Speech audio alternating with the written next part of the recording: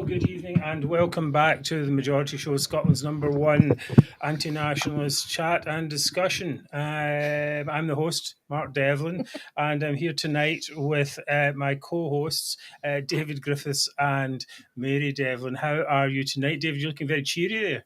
I was fiddling with stuff in my workstation with here. Your tongue out, yeah. Right. Okay. Very good. I would say I have to say this. I'm dappled and drowsy on a dreich December day, as Paul Simon might have said it had he lived in Ayrshire. But I'm despite that. I wonder if we'd have had the same type of songs if he had. If they had the miserable weather that. we've got. Yeah, that's something for us to ponder for another day. Mary, how are you doing today? I'm well, thank you. Yes, maybe not quite as poetic as David. Well, there is that there. I was in a bit of a rush because I realised I hadn't my microphone in front of me. That was a problem. Right, we are here live at 7 p.m. every Wednesday with many of you who are watching on YouTube, Facebook and Twitter, now called X. Okay, David, what have you got for us tonight? Well, tonight, in addition to the big news of the day, which I know we'll come on to, I'll be looking at a very interesting Holyrood forecast from Professor John Curtis this week. Oh, yes. Okay. Mary, what have you got for us? Well, I'm going to be talking about the official survey this week that shows that people's trust in Scotland's SNP government is plummeting. Plummeting, yes, but still plummeting the depths. Still somewhat higher than I think you might expect. Anyway, we're all going to be talking about today's budget plus. And of course we have Zoomer of the Week. Okay, thanks, Mary. I was in the middle of the rest, but I think we're also talking about a few other things. So please do stay tuned for all that and more, and we'll be back in just a few seconds.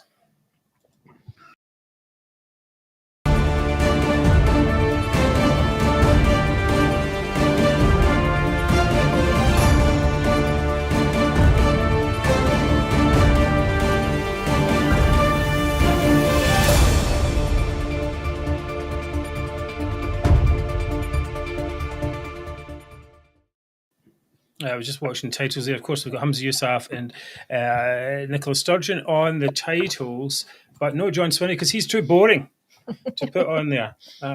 People might switch off. Anyway, welcome back to the Majority Show, Scotland's #1 politics chat from an anti-nationalist perspective. We at the Majority, our aim is to have a thriving Scotland without the toxic nationalism that has been strangling Scotland's potential. Huge thanks to our friends at UKU United Against Separation Facebook page, as always, where many of you are watching from tonight. And remember, sharing is caring. So the #1 thing you can do is to like the show on YouTube. And even if you don't subscribe, drop a like. And then again, of course, if you can subscribe, please do so, which helps to increase the reach of the show at the click of one button. That's right. And as usual, I will be managing the relentless flow of comments. So please keep them short and snappy, and I'll try to put up as many on screen as I can. Right, thank you, and thank you for all your messages for people who are coming in, all the regular viewers, and hopefully some new ones as well. We do say at the end of every show, please do tell your friends, but you can tell your friends. We can tell you to tell your friends at the beginning of the show as well. Right, okay, so let's get going. But before we get started, I wanted to add a little part to last week's discussion of reform. We had with Mark Zegfeld, we had quite a long discussion about what Nigel Farage's plans were for his party in Scotland, which really amounted to not very much. There was very little discussion of reform Scotland at all in reform. And in fact, after the show, I went and had a look at Reform's manifesto, I suppose it's called, or I don't know what you call it, business plan, whatever. And no mention of Scotland in there. Not that we are Scottish nationalists and want extra benefits for Scotland, but at least we would like to have some acknowledgement that Scotland exists and there is a constitutional issue, perhaps, what their thoughts are on that. Anyway, as we pointed out, and as everyone knows, the Reform is trying to pick up votes from disaffected Tories.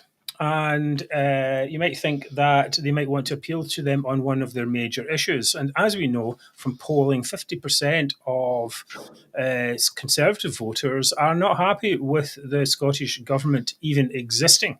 And many of them want to get rid of the Parliament entirely, I know, and perhaps replace it with something better. Or at least, let's put it another way, to have a discussion, at least, about what is going on with this Parliament. Has it served the Scottish people well in any way?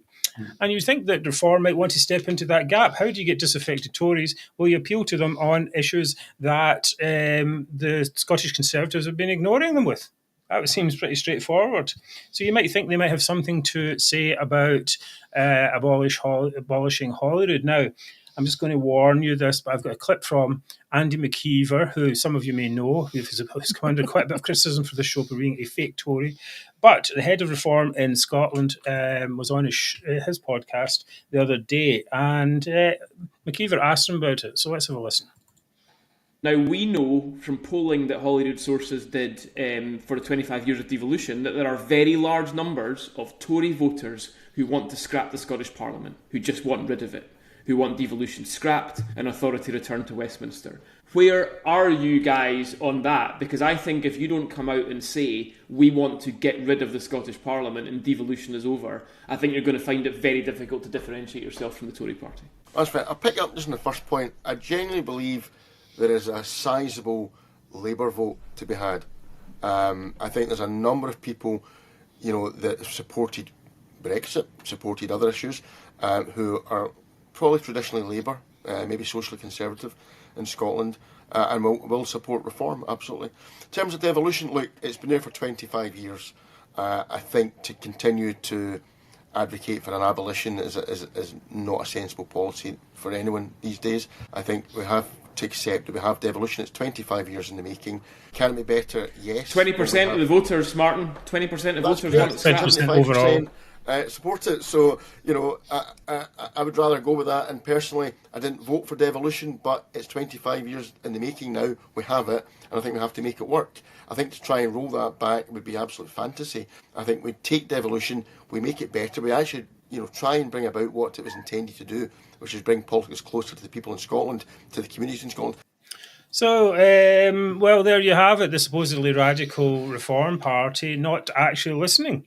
Not interested in listening to Conservative voters at all. I mean, I think this is... we'll go on to David, actually. David, what do you think of this, first of all? And then we'll see if some comments come out in the chat. Indeed. Well, I listened to that interview. That's Martin Green, I'm sure you know, who's, I think he's described as a campaign director of Reform in Scotland. And as it happens, I spoke to a senior person from Reform in Scotland last week. I won't say the name because it's probably betraying a confidence. But anyway, I had a good chat. And the view was exactly as Martin Green put forth there, that abolition of Holyrood is not really a practical eventuality right now. It's been there 25 years. It was very much seen as something that Scottish Life wanted. That being said, I think they would certainly acknowledge that it is not functional. It is, in fact, highly dysfunctional right now, Holyrood. But no, they're certainly not thinking about backing an abolition platform stance. So I'm not that surprised that they're not doing this, particularly as you've just said. We're hearing more and more that reform policy is being decided by one individual only, and that's Nigel Farage. That's what's being said. And I don't think he's particularly interested in Scotland. I think if you asked him, he'd say, well, Reform are doing okay. They've come a long way in Scotland in no time, so I'm perfectly happy with that. So let's just leave well alone. But what I would say is I'm a little surprised that no pro-UK party is discussing it at all. I know a lot of voters are saying, abolish Holyrood, and of course it's been a thing we've discussed on here for a long time. For one, the Liberal Democrats will not go anywhere near that. Sure, of course. Not at all, but you know what they're like. They want to champion themselves as position themselves rather as the champions of democracy, the buttress providing voters with safety and support against Scottish nationalists who want to abolish Westminster Parliament and British nationalists who want to abolish the Holyrood Parliament. That just shows you what utter clowns the Liberal Democrats are. Mm-hmm. That's what Alec Cole-Hamilton has actually said. He's used those words. I mean, anyway, I should, Catherine. Well said. Yeah, indeed. And then I would have expected at least one centre-right MP to have questioned, is it really worth persevering with this clearly not fit for purpose administration? I think the difficulty with this is, in terms of the parties, no pro-UK party, no London-based party, as I guess you would have to say all three of the big pro-UK parties are Conservative, Labour and Reform now. They don't want to look like we are the party that is seeking to deny the settled will of the Scottish people, because that would be thrown at them. So, well, I know they'd be thrown at them, but again, we have discussed this quite a bit on the show, and we have the issue that we've got this bunch of disaffected Tory voters who very strongly feel that this Parliament isn't working, and that some reform is necessary. But I don't think you can get reform, as it were. But I'm just saying, oh yeah, we're going to reform it. That seems to me to be very weak. It seems to me there's no policy really there. A good point there, Richard. Devolution was we were doing fine without before devolution. Sure. I mean, what he says in that interview, he did go on to say he wanted more power to local authorities, but there'll always be a power grab from Scottish Parliament to.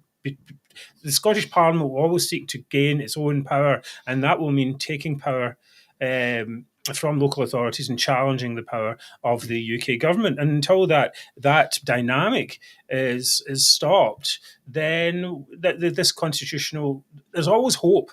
That's the problem. There's always hope. And what I would have preferred him to say something like is like, we think the devolution needs to be completely reformed. Even if he said that, but not just like, oh, but it's been there for 25 years. I mean, we'll just kind of put up with it.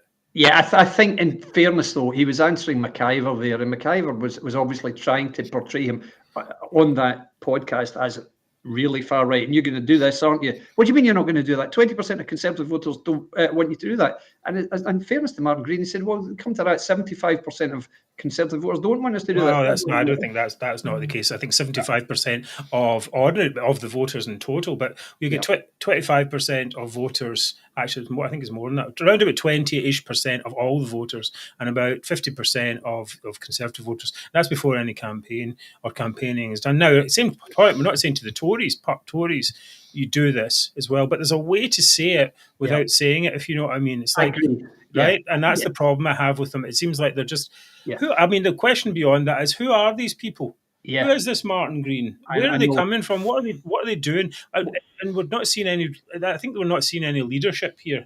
Well, in fairness, I'm not speaking on behalf of Reform at all. I'm not close to Reform in the slightest. I know Martin Green. I know him quite well. I've been in several discussion groups with him down the years. So I mean, we are on good terms. We are friendly. I know he is low key. He's positioning himself. He is, in fact, the guy who's the administrator who's put this together. Where Reform are right now in Scotland. I did say when I was talking to the guy from Reform, are you going to actually get on the front foot a little bit and become a bit more, shall I say, visible? And they said, oh, absolutely, that's the idea. Once we've got the administration out of the way, we will try and do that. Because you're right. I mean, nobody does know him. If he'd said, who's Martin Green? 90% of people in Scotland have never heard of him. I didn't even, I barely knew him. I didn't even mention his name or anything. Exactly. But one thing I did say in addition was, you've got an image problem because you've got this identification that some of your people are pro-independence. Yes. That is a problem. And the answer to that was that the particular individual is actually not just a believer in independence, but a libertarian who believes in personal freedom and all that sort of stuff. Oh, God, that's even more annoying. No, but the thing about that is, that sounds great on an individual level, but it really doesn't come across in doorsteps, and it doesn't come across in newspapers either. So it's difficult for them. I have said, it's a challenge to the party. They are light on policy. We all know that. Because what did the Reform really stand for? Excuse me. Oh, bless you. Goodness, we don't normally get sneezes on here. My goodness. No. But they're light on substance in terms of the policy, and they know that. But that, I guess, will come out. I mean, let's face it, they got whatever the percentage was they got in Scotland in July by saying absolutely nothing. I mean, absolutely not a word. Yes. So, I guess they're not really desperate to rush. I think perhaps that's the case. The problem is when they do speak, it doesn't sound that good. All right. I think it's a bit odd for them to say the Tories aren't listening to you when they're not really listening either. Anyway, perhaps we will see an initiative at the UK level. I think in perhaps the UK Tory party, or we don't know. This needs to be reformed. Too many turkeys don't want to vote for Christmas, to use a Christmas metaphor. And we're not going to have turkey this time. This is the big thing in our house. No turkey this time. I had enough of the turkey. Moving on. Well, hold on. We're hedging our bets here. We're having maybe a bit of turkey and a bit of something else, but we'll have that discussion another time. That's true. Okay, fine. Right. are you having turkey for your Christmas? That's what we would like to know in this show. Anyway, right. Okay, you know what? We'll have a very short break and then we'll come back in a second and we will talk about today's budget.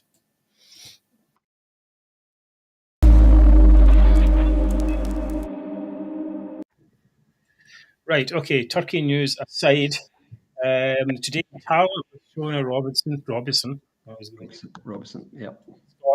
how she was going to spend UK taxpayers' money to improve the chances of the SNP winning the 2026 election, which is basically the long and short of it. And it says here, can we finish the section here? But sadly not, we have to go through these choices of how the SNP spends UK taxpayers' money and then takes all the credit for it. Mrs. Robinson apparently is in charge of a £47.7 billion budget, it says here.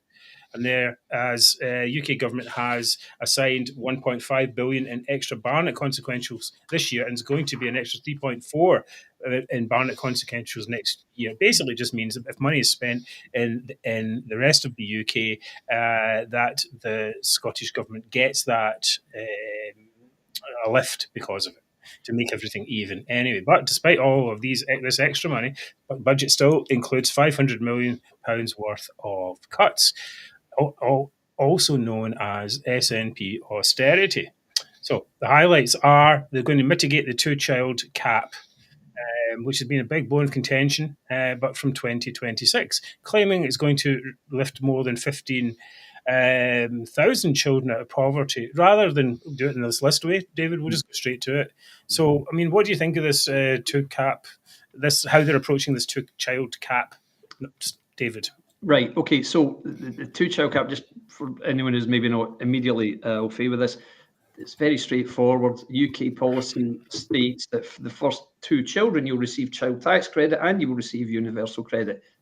I received child benefit when I had children, and I'll tell you what I did with it, guys. I put it straight into a bank account for both children, and that's what it started them having savings. So I didn't really need it, in all honesty. So, and that was it. We didn't have any more children, then we stopped. Okay, so that's just to give you a personal example. But after that, it was decided it's on you. If you're going to have any more children, you're going to have to pay for yourself. Okay, fine, no problem. Okay, I get that. So this is the saying, if you can't feed them, don't breed them. That's what people say, which is a little bit harsh, possibly, maybe a bit right wing, but understandable. Now, for years, the SNP government has said, no, we can't possibly mitigate this. We can't possibly go on mitigating bad Westminster policy. We can't afford to pay for it. We can't do it. We just can't do it. We can't do it. Can't do it. In exactly the same way they said until 2 weeks ago, they couldn't possibly mitigate the winter fuel allowance based on, although they had already planned to do it. So themselves, that's just the SNP for you. And now they're saying, right, we're going to scrap the two-child benefit. Great. Okay. But there are no costings to substantiate any of their workings out. So exactly the same thing happened a year ago when good old Humza said, that's it, we're going to freeze council tax. And everybody went, what? Freeze council tax? How are we going to be able to afford anything? Public services, any increases? So the Scottish Fiscal Commission said today that this decision was very late in the budget process, a week and a day after the deadline for final policy measures, and it's uncosted. So it's a complete panic move. Right. Okay. So basically, it's we want to be seen to be doing something, but is it an immediate one? Some of them are not immediate yet. This is from 2026, right? I think you're right. I think it's 2026. That's correct. So it's included in the budget for political reasons, with no costing at all. It's just saying, I tell you, and we're going to do this too. That's all it is. It's nothing more than that. There's no more science to it than that. And this is what they keep doing with financial decisions, and that's why.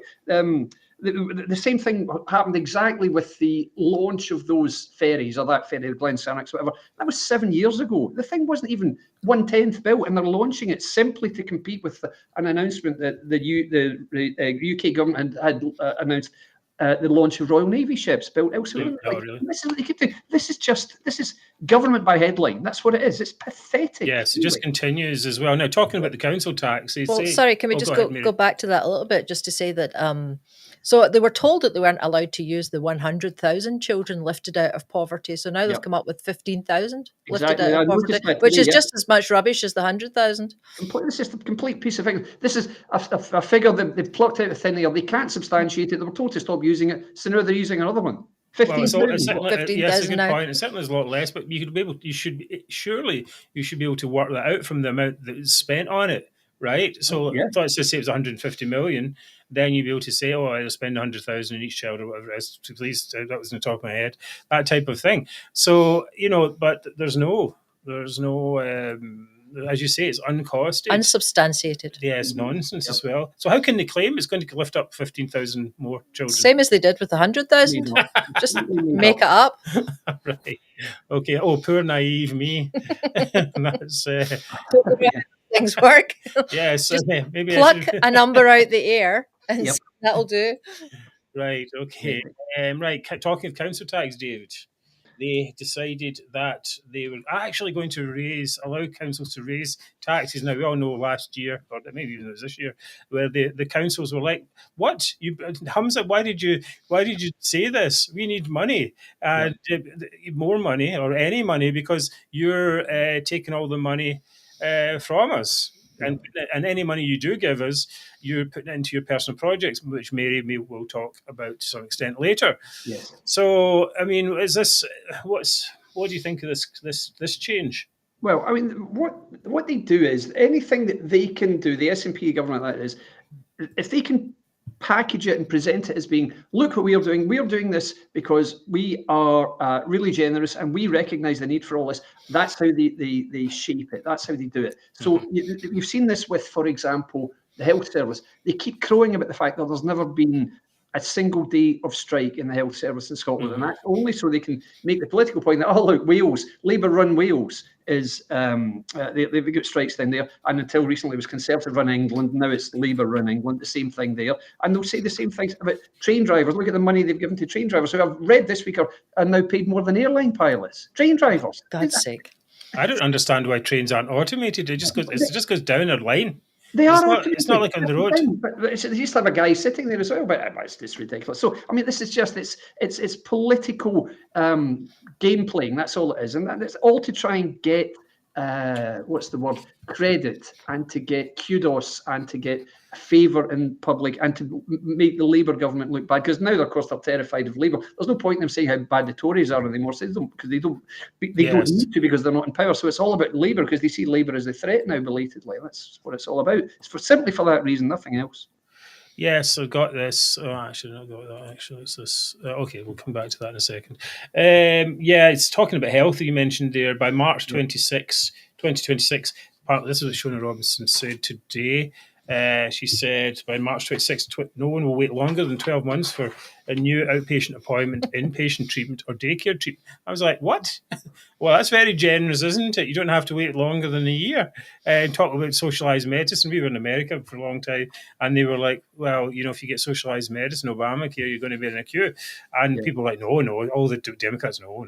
Never happens. You're like, don't think Next so. thing. So basically, though, there is some luck involved in this, right? Because they've got a black hole, so to speak, of their finances of £1 billion they were trying to look for, and then along comes the UK government and says, "Oh, we've got all these Barnett consequentials you can use," and then they say, "Oh well, okay, then we could afford our pay rises. We did all that. We did the right thing." But if the UK government hadn't come in to bail them out, then where would they be actually? They'd be swinging cuts, huge what's it called? Mega austerity? No, is the word for that, isn't it? Yeah, mega austerity. Mega austerity. Isn't it? Yeah, yes. And that's exactly right. They're shamelessly taking the money they've been given by the UK government, saying, look what we're doing. It's only because you've been handed the funds to do it. And even when they are handed some funding, they don't bother using it. They've handed stuff back in the past and said, we don't want these powers right now. They're utter clowns. I can't believe they're really getting away with selling this to the public, because I don't think anybody buys it at all. No, I don't think anyone buys it. Now, here's I've got this clip here. Ian Murray, Labour MP, Secretary of State for Scotland, I do believe, saying a little bit of a truth bomb in this one. Thank you, Mr. Speaker. Of course, I couldn't agree more. It's not just the £9 billion in Barnett consequentials, but all the other investment the UK government made outside those Barnett consequentials. The Labour government has delivered billions of pounds more for schools and hospitals in Scotland. Mr. Speaker, it's more money than ever before, but the SNP MPs voted against it. They voted to deny Holyrood its biggest ever budget settlement by voting against the finance bill last week, but of course they will happily spend it in their budget today. They also voted against GB Energy in the SNP leader's own constituency. Given what we've read about the SNP's selection processes, I guess the SNP MPs seem keener to send themselves to Holyrood than billions of pounds of extra funding. There we go. Well, okay. So, that's the thing. See, they're quite happy to vote against it when it suits them and then take the money. It just seems so hypocritical, really, in general. Now, let's talk about the reaction. Taxpayers, a bit of the taxpayers here. Now, income tax rates are going to stay the same, which means they're out of kilter entirely with the rest of the UK. CBI Chief Strategy Officer, a lady called Tracy Black, said the income tax divergence between Scotland and the rest of the UK remains a significant disadvantage for local firms and their ability to compete for highly skilled staff. It also affects the actual people who are working here, trying to get either whether they want to come and work in Scotland to get taxed more, or whether they're considering going to work in England or elsewhere entirely. Free beer tomorrow, exactly, Alex. That's that's what they should put up. SNP free beer tomorrow. That should be their line, actually. Exactly. Manifesto, yeah, brilliant. Yeah, whole manifesto. Free beer tomorrow. Right. Blah blah blah. So the Tories say, of course, the Tories don't like it very much. They said, I think the spokesman said, taxpayers are paying the price for years of SNP waste on ferries, gender reforms, failed independence bids, and a national care service that has already cost 30 million. They should have reversed their damaging tax rises and put Scotland on a path to greater growth. No, that's not going to happen. And more importantly, he said the NHS needs more than money. It needs leadership and a serious plan to reduce waiting lists. Now, it's notable, and I'll come to this in a second, that Shona Robinson was previously Health Minister, and she got kicked out because the waiting lists for cancer treatment were so poor. Yeah. Now, the Greens said they won't support it. They said they want full free school meals for P6 and P7, and a price cap on bus fares. That's what their red lines are, and don't you dare cross those. Okay, but more importantly, there was this thing, and I wanted to discuss this actually with you previously. It's about the LibDems. Now, the LibDems have come out. Alex Cole-Hamilton has come out and said that he will support the budget under certain conditions, and those conditions are a bunch of a laundry list. There's a laundry list of stuff, and at the end of that, today he said, let me be clear, this does not guarantee our support. As in all budgets, the devil will be in the detail. Well, I'm kind of thinking the devil is in Parliament. Why don't you just destroy, bring down the government, and then you can go work with the Labour or whatever it is, and they can put a budget in that you might like. Absolutely right. And I don't understand what Cole-Hamilton is playing at here. He seems to be, I don't know, he's positioning himself. He said 2 weeks ago, if there's a single penny of spend on independence in the budget, I'm not backing it. That's what he said very clearly. He made that statement. Now he's saying all this complete drivel.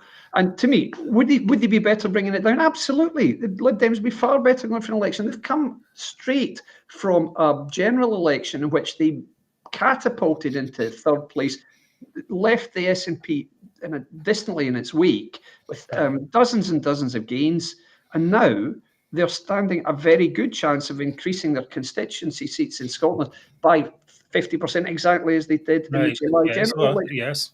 What the hell are they doing? Exactly. Why would you not do this? Tell me he's not doing this for Beth again. Good God, it was bad enough. Remember that? Well, I think there might be an issue of some issue of that in there, the culture wars issue, definitely.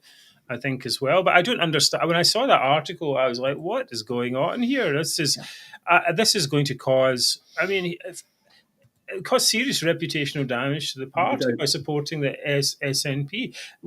People like us would be like horrified. Why are you supporting the SNP instead of bringing the SNP government down? This is the ideal opportunity to do it. Run a new election. SNP have lost millions of by-elections, almost every de facto referendum they've run. Not to encourage the idea that there should be a de facto referendum, but every one has been a terrible loss, and it just seems a little bit odd, the whole thing. Very. I don't understand. Well, I think he might have been.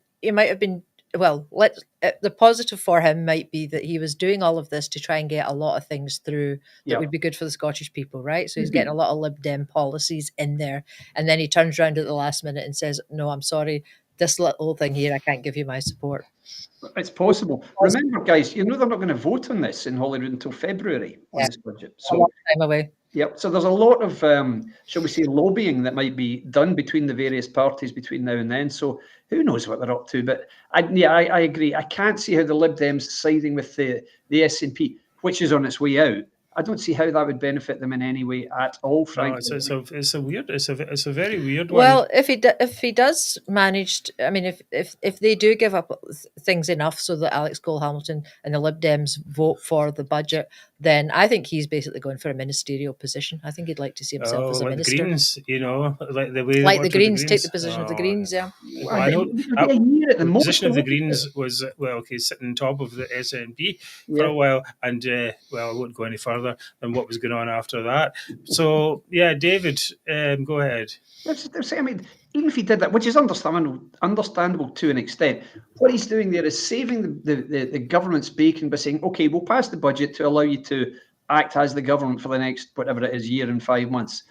So there'll be, come February when they vote on it, it'll only be 15 months of the administration left. So is it really worth sacrificing his reputation just to get a ministerial role for a year? I don't know. It just seems... No, I don't see a ministerial role. Well, here's a point by Karen McNeil. Okay, right. Karen says, I think a lot of these MSPs are terrified of a Scottish election. Don't the Lib Dems realise if they're responsible for bringing down the SNP, more people would vote for the Lib Dems? That's a good point. Okay, so here, Alex, if you bring down the SNP government, we will encourage people to vote for Lib Dems, and special. David will be talking about, of course, the tactical voting guide. But people are willing to vote for you, as he pointed out. Not to talk about you in third person, but it was as he pointed out that Lib Dems had good results in the general election. So why throw that thing away? Now, why throw your momentum away? That's what I don't understand at all. What do you think you're going to get back again in a year and a half? And what, to make John Swinney happy? No, that's not. That doesn't make much sense. Right. Here, it says here, Robinson Qualifications Rant. Okay. In case you're wondering about Miss Robinson's qualifications, she got a Master of Arts in Social Science at University of Glasgow in 1989. Then that was followed by a postgraduate certificate in community education at Jordan Hill College. And then after that, she worked in Glasgow's social work department. She has no budgetary experience whatsoever. As a pal of Sturgeon, she became the sport and health minister. But as I mentioned earlier, she had to resign due to abysmal cancer waiting times. She has been a failure in every job she has done. In fact, I calculated how much she's taken from taxpayers so far. This is a bit rough. But from May 1997 to May 2025 is 28 years. And at a salary of approximately $60,000 a year, that's £1.6 million. As a minister since 2007 with a 2-year break, she's been 16 years a minister. So we can add another $30,000 a year for that, which is $480,000 on its own. Now remember that she doesn't pay any expenses. She has no cost for accommodation, travel or staff.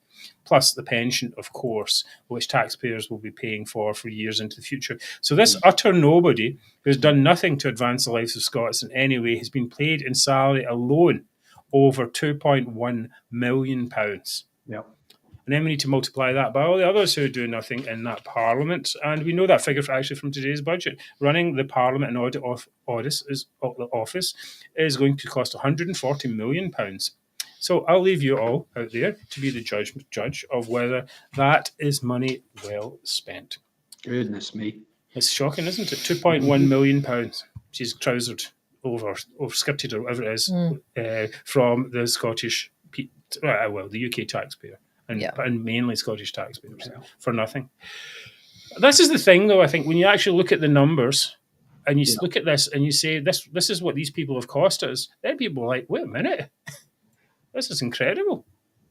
And what to do nothing? A person who only is there because she was Nicola Sturgeon's friend. That's exactly that's a sole qualification, in truth. No qualifications whatsoever.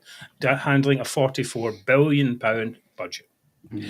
Crazy. We'll be back in a second. We're going to be talking about the death of a few things, not just least independence. Nationalism.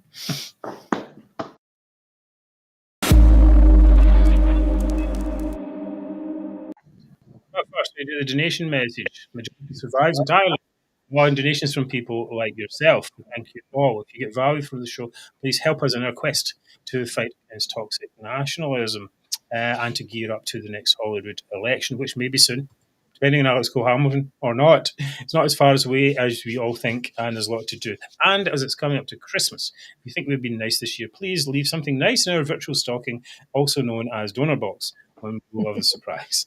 Mary wrote that bit. If you think, well, forget I don't. Then so, if you do want to donate, if you do, and we think you should, because it's the right thing to do, then please go to our website and you can click the donate button on every page, and that will take you a monthly or one-time donation. Everything is very much appreciated. If you're on YouTube, you can do a super thanks or a super sticker, and if you see that in the flow of comments, we'll try and point it out. There was one last week, but Mary let it run by, didn't you? What did I let run by? A super sticker or something like that. Oh, I put it up. Oh, did you? Of course I put it up. All right. Yes, £9.99. Oh, see what? Thank you very much. Thank you very now, much. I'd just like to say that the three of us are actually going out for a little lunch and a little drink tomorrow. So if anyone would like to buy us a drink, we'd really appreciate it. Yes, sounds like me on a Saturday night. Very good. Please send the drinks this way. A few pounds. No, drinks are not that well. £5 then. All right. We have expensive tastes. Okay. Right, you want the martinis, Mary? Champagne, Mark. Champagne. Oh yes, exactly. Right. This week, wish. This week marked the passing of an era, or passing of an error, as two of the most divisive Scottish chancellors were buried. The first being Alex Salmond, a man who spent all his life trying to divide and gaslight Scots. We already discussed Salmond's death, a few weeks ago anyway at the time.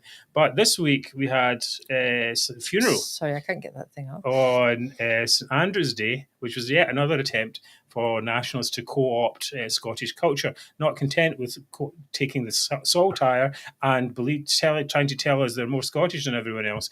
They decided to bury Salmond on St Andrew's Day as if it was some kind of national commemoration day or something. Anyway, note, you do not have to be a nationalist to love Scotland. Anyway, John Swinney was treated to shouts of traitor when he attended. Is it going to do it?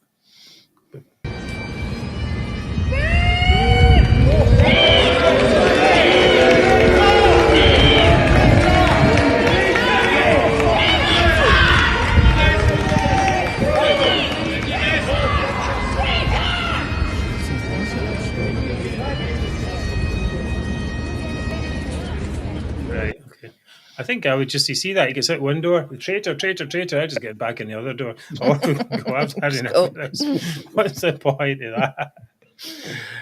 What was remarkable, though, from all this was that as a result of the funeral, there was calls for a new independence push. The dream shall never die. They were doing, where is this actually, Salmond? Here's an example here on the media, right? Yeah, this type of thing. The dream shall never die. And then some people with brains do an awful lot of talking. Okay, that type of thing. Anyway, now we can expect this from the usual bottom feeders and basement dwellers and their dugs. But for example, Tommy Sheridan, he said, "We simply have to pick up the saltire Alex left and march forward relentlessly towards our common cause, an honourable goal, a free and independent Scotland." Now, I just wonder where Salmond left that saltire, Tommy, in the massage parlour. I don't know where that was at all. Where are you going to pick this saltire up? It just simply, all they have to do is simply pick it up, and that will do it. It's like like Harry Potter's wand or something. Yep. That's sort of pick it up, and they'll be all powerful. Well, anyway, he had a lot of trouble with his wand, I have to say. So Harry Potter or Alex Salmond? Both. Both, exactly. Tommy, Salmond was always in trouble with his wand. Yeah, I suspect Alex Salmond maybe dropped the saltire when he was crawling about that train floor, drunk out of his face that time when he was famously photographed. Oh, yes. Yeah, mate. We've all been there, David. Yes. Like he. You're not kidding, I'll tell you. Maybe he's just looking for his dignity. down there in the bottom there. But some people, if you expect the usual suspects come out this, the dream is never dead. We will pick up the saltire. We will fight them in the beaches of Bannockburn and all this kind of nonsense. But some people should know better. The Glasgow lawyer Mike Daly, who converted. This is what Alan Jack says. It's next to that the Roxwood Meltstone. Yeah, aye, exactly. In the cupboard at what university or wherever they had it. Anyway, some people really should know better. Glasgow lawyer Mike Daly, who converted to Labour from SNP a few years ago, said, "I've been Scottish Indian in my heart for recent years, but my head says no." And that's only because we don't have grafters. We have grafters, not grifters. We don't have grafters, not grifters. Okay, well, anyway, I think he means that we don't have grafters and we have grifters. We have grifters. And the Alex Salmond Memorial today has made me think, if we can get the right people, serious people, we can make that happen. And I was like, what? Are you really saying that these people weren't serious? This is the thing. I think there's this trend amongst the nationalists to say Nicola Sturgeon, Humza Yousaf, John Swinney are somehow not serious about independence. What do you think of that, David? Yeah, that's absolutely the trend. You're seeing Sturgeon being blamed for pretty much everything right now. And I thought it was fascinating that the Sunday Mail wrote an opinion leader at the weekend there, where they said, oh, yeah, Salmond, he was great. He was a visionary and he was a real man of a persona, all this stuff. And effectively, they were saying, well, it was all Sturgeon's fault. And she chased him. She persecuted him. And it was like a subliminal, don't think you're getting back in, Nicola, because you're not. That seemed to be the message. And I think that's pretty much the message that is being given. They don't want her to stand again. I think the idea of Sturgeon saying, oh, yeah, I'll put my application in, I'll submit an application to stand in Holyrood, and everyone's thinking, oh, not likely you won't, you're not getting in here. So I think people are just giving that message right now. Don't think after everything you've done and after what you've achieved, which is nothing. Oh, okay, but I think that's the thing. I think what I'm trying to get at more is the idea that that somehow she's the new Thatcher, just the bogeyman for nationalists. For sure. Yeah, they always have somebody. You're right. They always have to have a bête noire, a hate figure. That's what they need. So Thatcher was definitely the one. She was the icon for decades, even 30 years after she'd left, she was still the same person. Now, they always need a hate figure, because that's what nationalists are. They haven't got a real premise. They haven't got a real case at all. So when it all falls apart, they've got to blame somebody or something. So they have to find a scapegoat, because there's no reality to this at all. So they might as well just pick anybody they like. They are picking them just now. That is part of the nationalist delusion. It's got to be all. It only didn't happen because it wasn't front and centre in the independence campaign or the manifesto. It's what they said in July after they got wiped out from 48 seats to 9. It was only because they didn't talk enough about independence.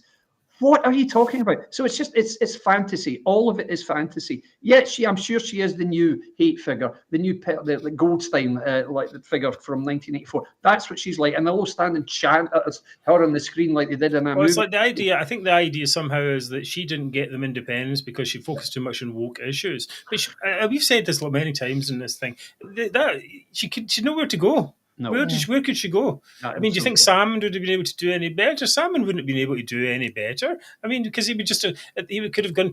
All it would happen is gone to the same. His followers would have forced him to go to the Supreme Court just as much as Sturgeon's followers forced her to do that, and he would get the same knockback as well.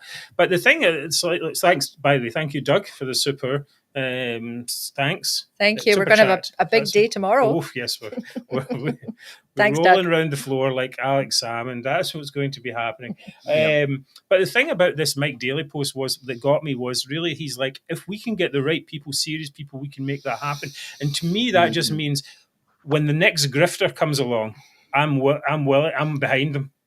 Right? That's the idea, is that I'm always open to this idea where someone will take advantage of me. Right, so I'm so desperate to have it that when anyone comes along and says to me, "Yeah, we can do this," then you'll go behind them, whatever kind of person they are. And this idea that it's like, have they not learned anything? That's it. I've not learned that that's exactly the problem. The desire for this. Thank you. Oh, another one, a big one. From Doug. There we go. Thanks, Doug. Thank you. That's good. Us, Will. That's Mary's drink sorted. Right. Okay. Thank you very much. That's very kind of you. So, I mean, anyway, do you think this? Anyway, but slight rant aside. Yep. David, do you think this really, though, is the kind of final flash in the pan? I actually do, because what you've seen since the death of Salmond is this very, very peculiar dialogue. So it goes approximately like this, because what you're seeing here is posthumous adulation of a guy who was completely on the fringes. Let's not forget his party he led into the general election 4 months or 5 months ago now, the party for whom he didn't even vote, his own party didn't vote for them. They got 0.5% of the vote. And now Alba, apparently, using the spirit of Alex Salmond, are going to sweep all before them. It's just utter nonsense. But this is the way the dialogue goes. Salmond was a giant of a politician. You've seen this in newspapers continuously since the guy died. He changed the face of Scottish politics. He'll be sadly missed. And then you say, okay, so the independence cause has been damaged by his death then. No, comes the answer. No, this can strengthen the cause of independence. We must all work together to fulfill Salmond's vision.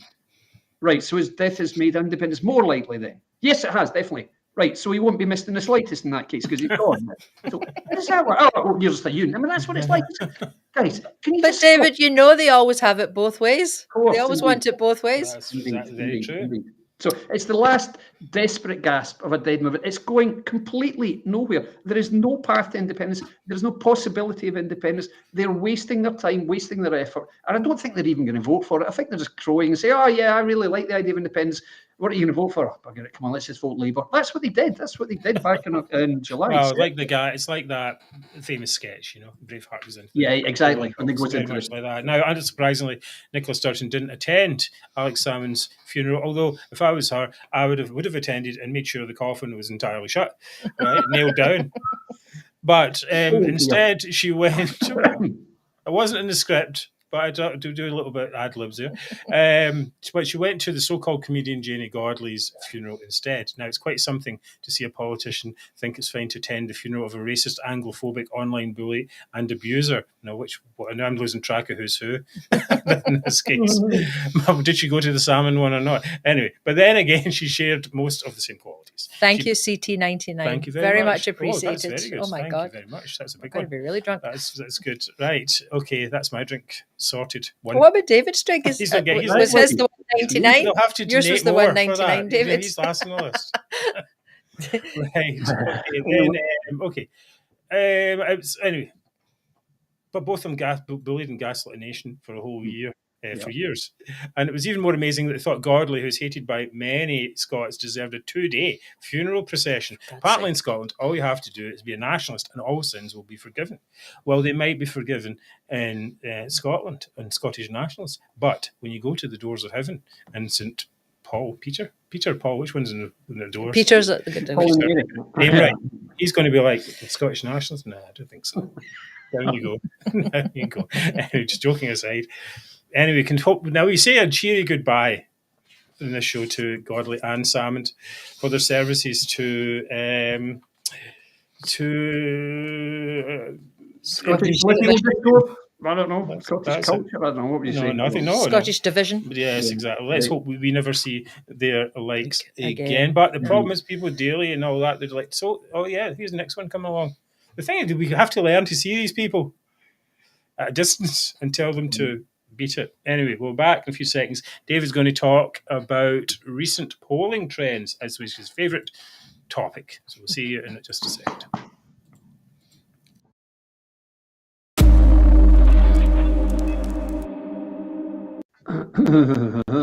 Okay. Forget about the t-shirt message. We'll just move on. Go on. Okay, that's David's money now for his drink tomorrow. Oh, really?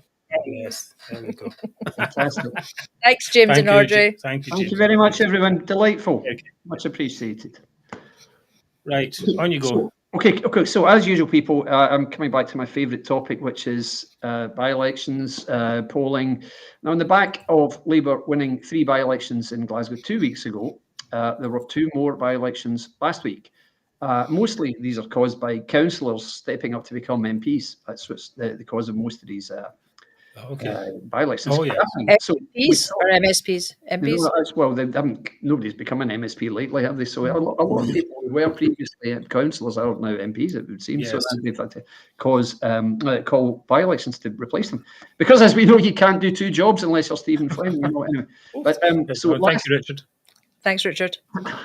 So last week we saw by-elections in Fife and in West Dunbartonshire. More interestingly, Labour again won both. They won the one in Fife by only a couple of votes, and they only got a couple more in the the first preference, and then of course it goes to whatever your next preferences are. But they won both anyway. But for the SNP to fail to win in Kilpatrick, West Dunbartonshire, which is the absolute heartland of fervent pro-nationalist sentiment. Right. That's really quite a thing. So they're still winning. So that's Swinney now in by-elections is 0 for 18. 18-19. So right. That's impressive. Indeed. Andy McIver probably thinks that is impressive, let's be honest. So, but we then saw an interview with John Curtis in which he challenged an assertion made by Conservative leader Russell Finlay. Mm-hmm. And Russell Finlay said, voting for reform will aid the SNP. Curtis stated that in regions like Glasgow, voting Conservative is in fact a wasted vote. And he directly challenged Finlay's assertion that voting reform is wasted because Curtis said, he predicted that Reform would likely win 2 seats in the Glasgow region alone. So you've got 2 people both saying, "Oh, don't vote for them; they're a waste of time." No, don't vote for him; he's a waste of time. So who's right? Well, both are partly right. Is the truth in analysis? I'll do this quickly, guys. Finlay's right in that if you vote Reform in constituencies, you are wasting their vote. They're not going to win a constituency. Yeah, they're not going to win a constituency. That is assuming that these votes are coming from anti-nationalist voters who would otherwise have voted for Conservative or Labour. Then they actually do help the SNP, unless he's saying that votes are coming from the SNP. That's not really going to happen, not in great numbers. Anyway. So that's constituencies. But additionally, though, if you vote Conservative in many constituencies in 2026, that's just as much of a wasted vote. The Conservative vote, as I've said often, it's highly focused in Scotland. They'll win seats in the south of Scotland, they'll win seats in the north of Scotland, they might win a seat in Highlands and Islands. We've got a very good candidate there, but that's it. They won't win a seat anywhere else.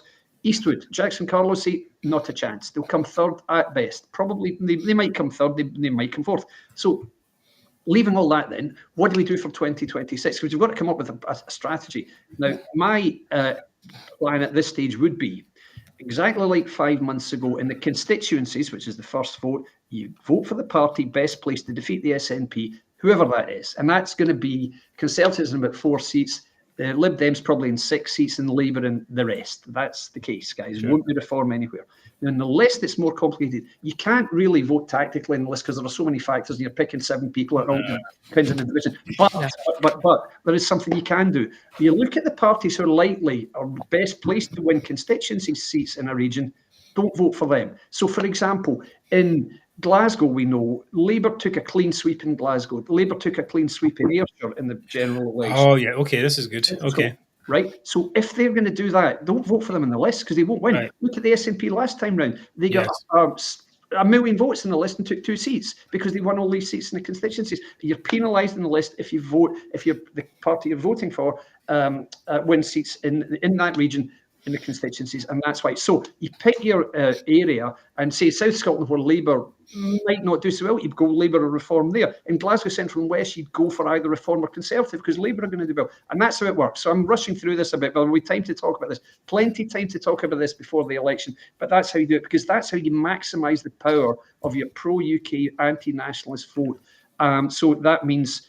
Don't, for example, waste a vote in the list in the LibDems. They won't win once, so don't waste your votes there. Yes. This would be how I would do it. So what's your from? Do you think there's any value in that kind of approach, Mark? What do you think? Yeah, I think it's interesting. It's a little bit of a different focus than the previous ones. And I do think that the issue here, of course, for us as an anti-nationalist organisation is that we need to give the death blow to the SNP. Anything that continues the SNP's reign of terror is anathema to us. This is not what we want.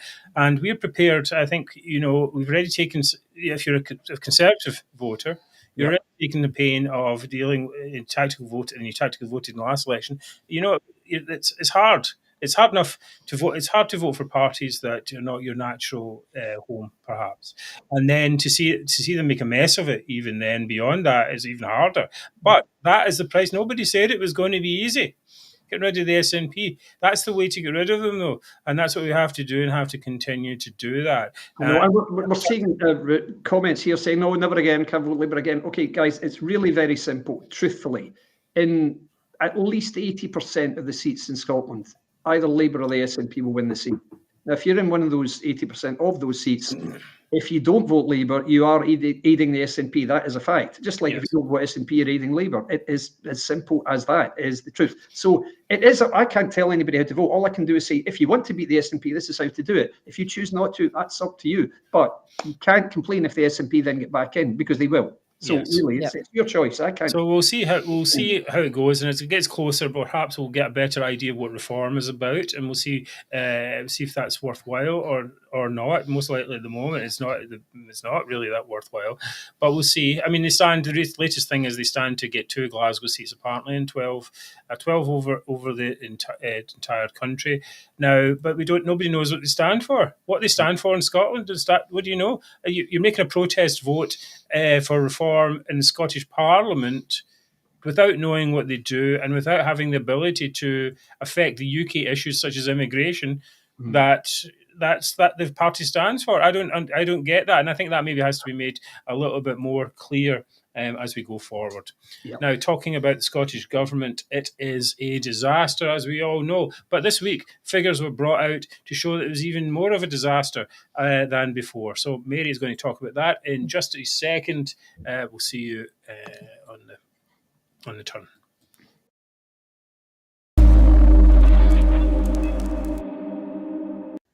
Sorry, David. I should have said it's a good. Thank you for your section, and that was it's an ongoing discussion. We're going to keep going on with that now. Mary, up you go here. Okay. I'll go into your I'll go into your captions and what have you.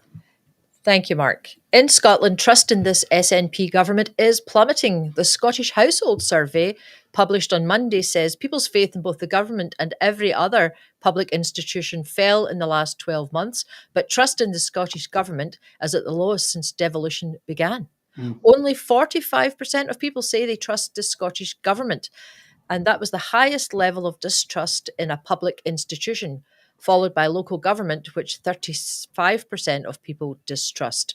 Levels of trust also declined over the past 12 months for all 6 institutions of the public sector in Scotland: the police, the justice system, education system, health service, civil service, and local government.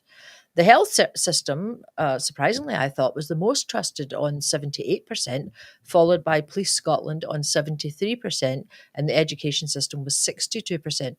People trusted it. The civil service and the justice system had trust ratings of only 53 and 56%. So you can see that the trust in the Scottish government is way below any of those, just down at 45%. This low trust in the SNP is because many people think they are systematically dismantling Scotland's public services after 17 years in power. And it was interesting, actually, how it splits over different age groups. We know that young people trust the SNP more.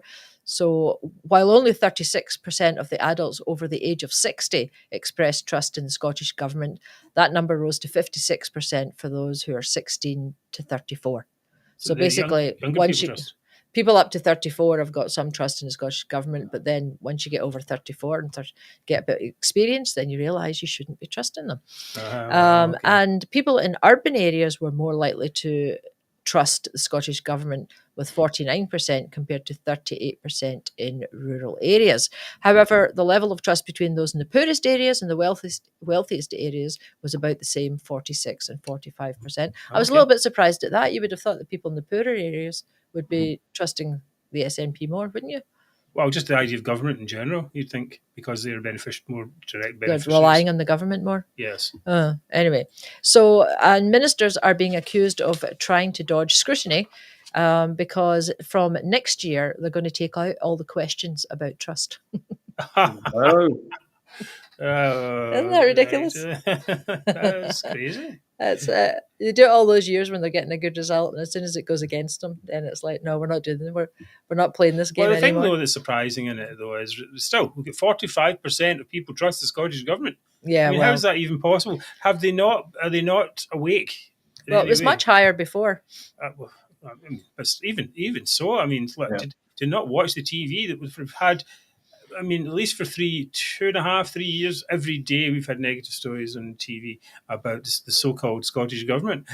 So it's just, surely, what does it take for people to, David? What do you think? What does it take for people to say no? I think this is a disaster.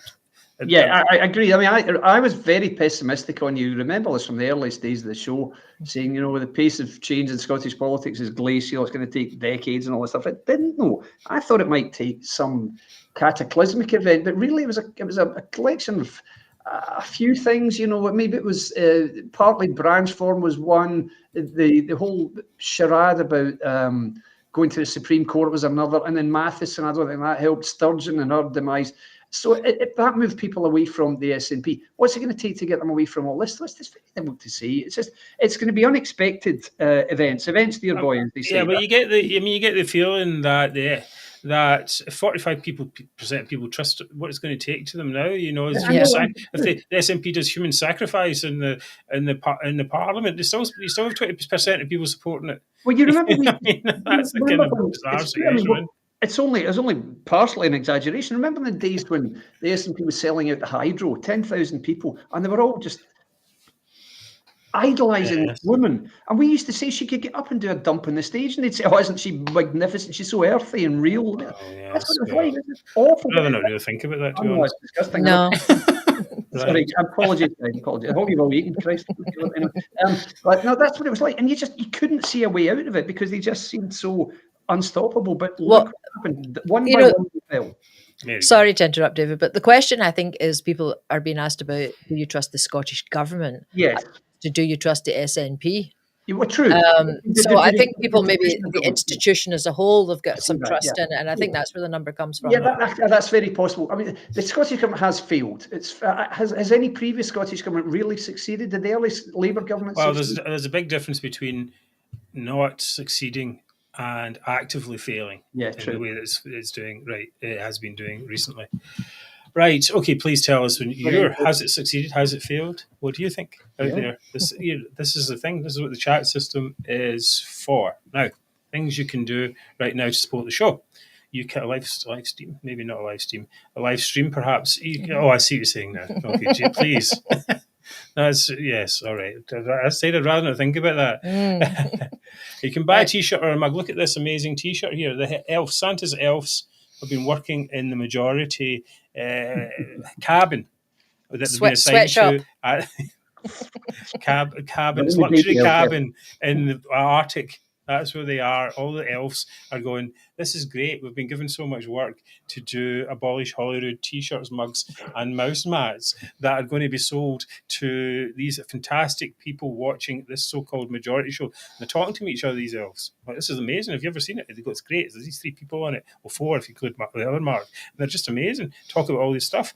And people will be buying T-shirts, mugs and mouse mats just to show their support. Well, if I woke up on Christmas morning and I didn't have a T-shirt, mouse mat or mug, I would be very disappointed. Well, that's all you're getting. Well, be careful what you wish for, maybe. Mark might present you with that CD. I should have said that. Right, okay. That's it. Well, now we know. Christmas sorted. Okay. Yeah. Anyway, you can also subscribe to the show on YouTube. You can tell your friends about us. You can leave a like. It doesn't actually say a like in this bit. And you can do all of the above, which makes us feel appreciated. Underlined exclamation mark. Mary changed it this week. Coming up, it's the moment you've all been waiting for. It's the highlight of the week. It is Zoomer of the Week. Yay!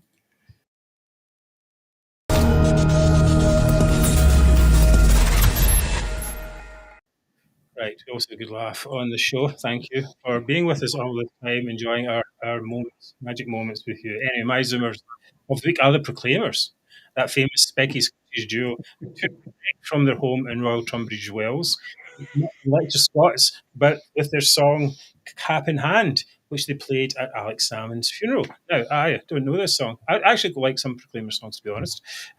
Sunshine on Leith is a great song. I would walk 10,000 I don't know to share about that one. Sorry.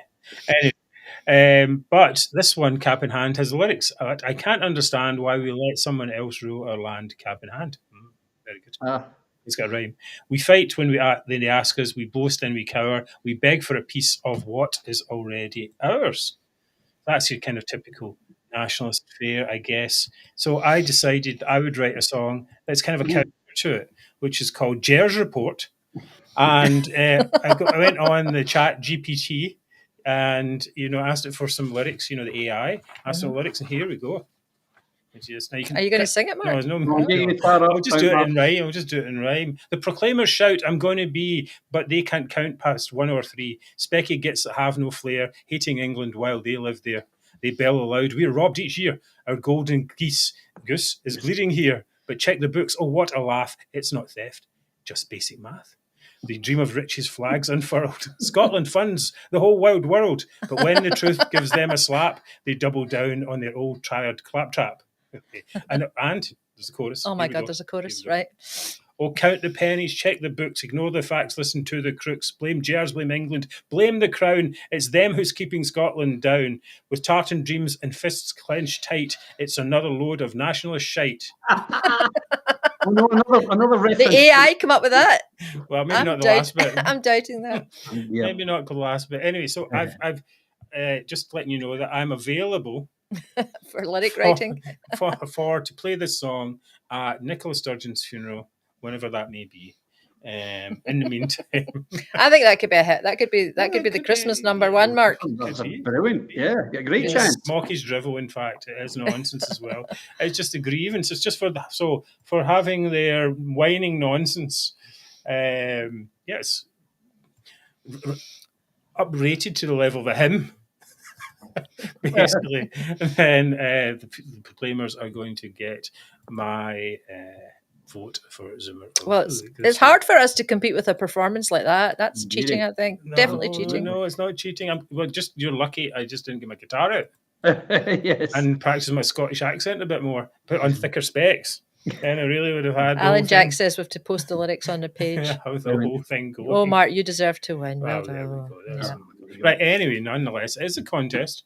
And so it's going to be David Zoomer is going to be up next. I'm feeling a bit first of all, deflated now, to be honest. Oh, poor Mary. Where are they? Oh, there are they?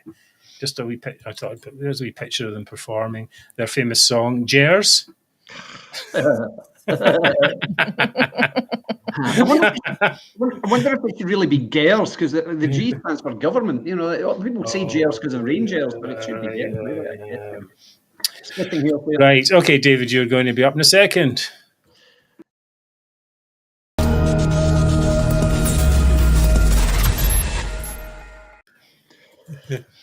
My nomination for Zoomer of the week is Scottish Greens MSP Maggie Chapman. Now, who is Zimbabwean, let's not forget, is notorious for stating that she wanted to explore the idea of allowing children as young as 8 to change their gender. 8 years old, guys. 8 years old, if you please. Thank you very much. Okay, so that's the context here. Chapman is also, of course, like all Green MSPs, absolutely obsessed with the rights of tenants.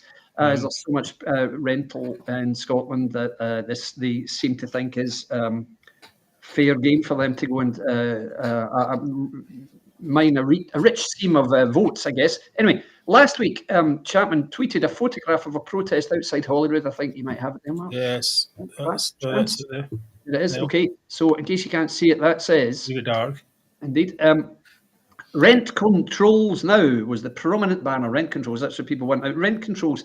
It has been proven in countries throughout the world. Rent controls never work. No. If you cap rents, that doesn't work either. All it does is to make landlords more determined to put prices up when they can, and rents always shoot up under rent controls. It always happens. But unabashed, Chapman continued. Rent controls now. That's the strong message from renters outside the Scottish Parliament this evening. The right to housing should not be exploited. Homes are for living in, not for profiteering. So Chapman, just to summarise, wants Scotland's private landlords to provide tenants with housing, but not to make a profit in so doing. So, in other words, Chapman wants private landlords, like me, I am one, to give people somewhere to live and to make a loss in the process. So I'll tell you what, Maggie, Why don't you do that? I will sell you any one of my properties or our properties at market rate. You can take as many of them as you like. Then you can rent them out to tenants and charge them nothing, if you please. Pay them to stay there if you like, if that floats your boat. Just get in touch with me on Twitter and I'll get my solicitor to contact yours and we'll set up the deal. So there you go. There's the challenge laid down to you, Maggie Chapman. Don't profit from rental. Take it as many as you like, in fact, and rent out your property for nothing. There you go. Please. And we've seen how much work you have to do all the time, David. Exactly. Well, yeah. I mean, every week in the summer, you were saying, I have to go Thursday, I have to go to one of my flats. You're right. If you're not making a profit on it, you're making a loss. And if you're making a loss, she wants what she's actually saying. She wants the government to pay for people's rent. Absolutely right. Okay. And, why should taxpayers pay other people's rent? That's the basic part of it. That's the thing. You're diverting money from one place to another. You're making a restriction on it that means that it's artificially adjusting the market, and it's all kinds of consequences from there. And exactly, Grumpy gets correct. Rents are at a record high now in Scotland due to government interference. We've got the highest rents, the highest rising rents in the UK. It's true, no question about it. I know what the feeling is. Once somebody is in a tenancy, just in case anyone's not clear about this, as soon as somebody's in a tenancy, these laws exist that you can only raise it. I think 12% is the maximum you can raise it. As soon as they leave that tenancy and somebody else comes in, you can put it up by 40% if you want. There's nothing stopping, and that's what people do. It is inevitable as night following day. That's what will happen with rent. Well, landlords have to, because they don't know the next time that they will be able to put it up. Absolutely right. So not for the first time, Maggie Chapman is my Zoomer of the week for just continued idiocy. So well deserved. Oh yeah, it's a strong contender, well delivered too. Yeah. Okay, but we have to go and check what Mary's got for us here. So we'll be back in a second.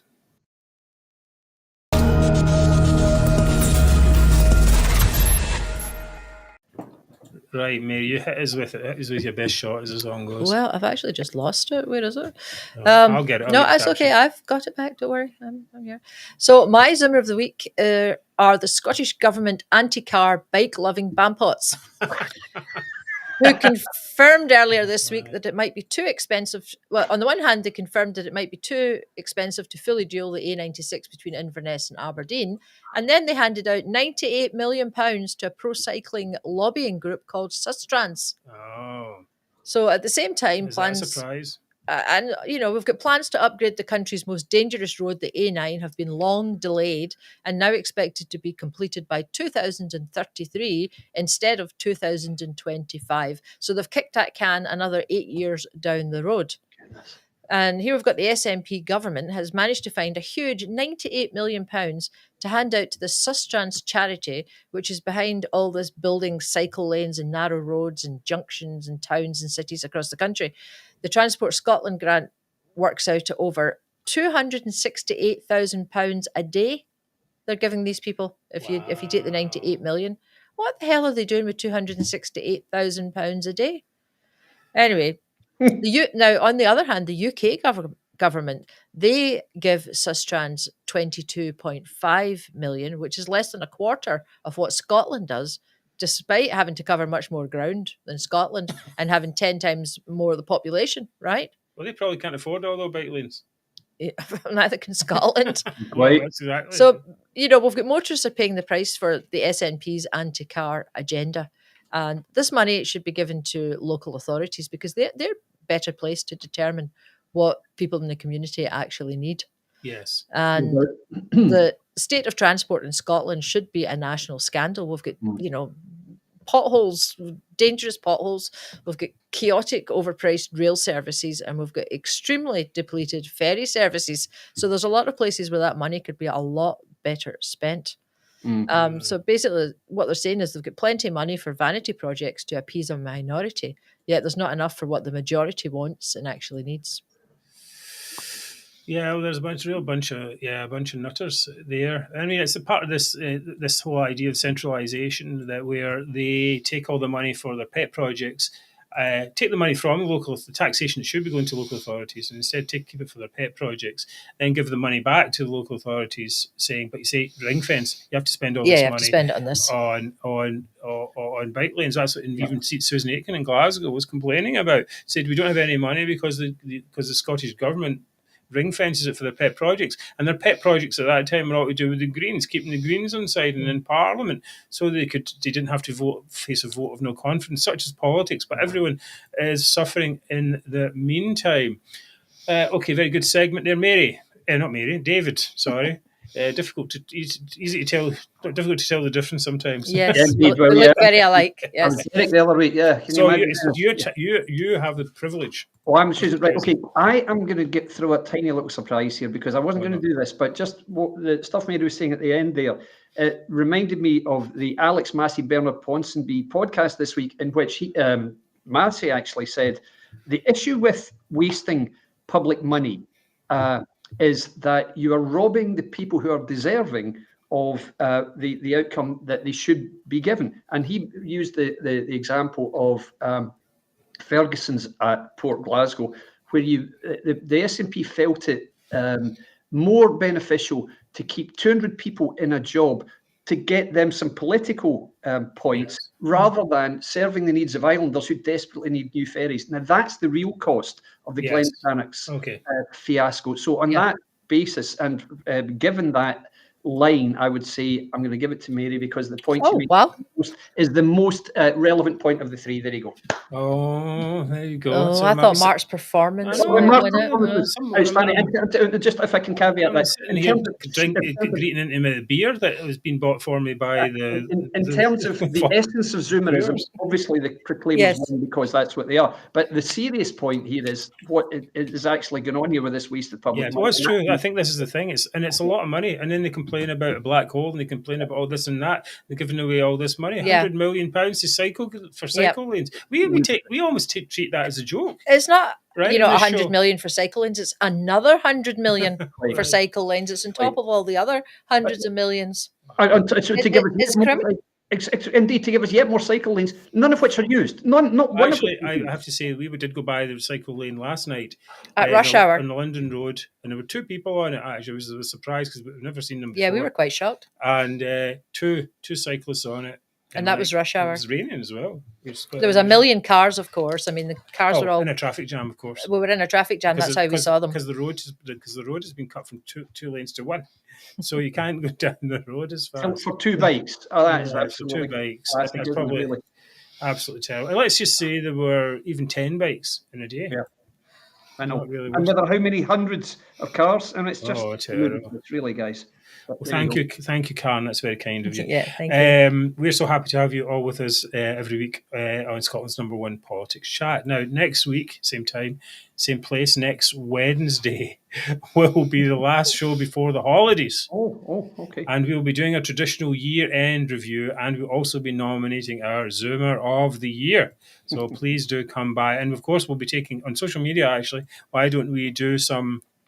We'll do some stuff before, so please do send in your suggestions for a Zoomer of the year before. I'm not going to leave the thought of the week because I couldn't figure out one. But I think David's point there on Ponsonby was that was a good thought for the week. Enough. Yeah, not taking it from the people who are deserving. All right, thank you all very much for being with us tonight. Scotland's got talent. Yes, there's not much talent going around, to be honest. But anyway, thank you anyway for all your support. A huge thank you to Mary. Thank you, everyone. Thank you for your comments. And thank you very much for the kitty for tomorrow's drinks. Much appreciated. Right. And David, thank you. Thanks, everyone. Fantastic. Looking forward to next week's show. Cheers, guys. Right. And we'll see you. And thank you, as I said, thank you for your donations. And we'll see